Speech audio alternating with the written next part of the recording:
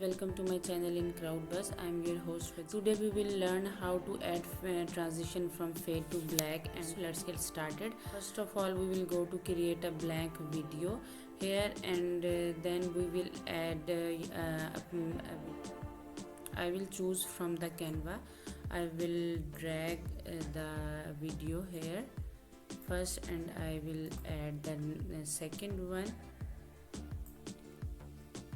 This is a very easy transition effects that you can give to your video. I will add a black page here. We'll change the color of the background and set the timing like this. Now I will add a transition, match and move here and also.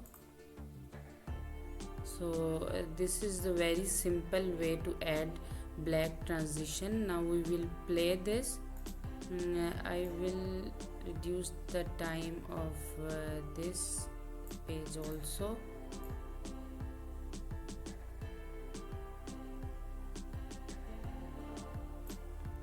Now we will play this. So you can change any color of the this page, from fade to white. I will add the white color here.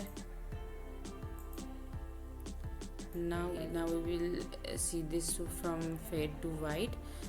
So I hope you like this video. Subscribe my channel to learn more about Canva. Thank you so much for watching. Take care of yourself. Allah Hafiz.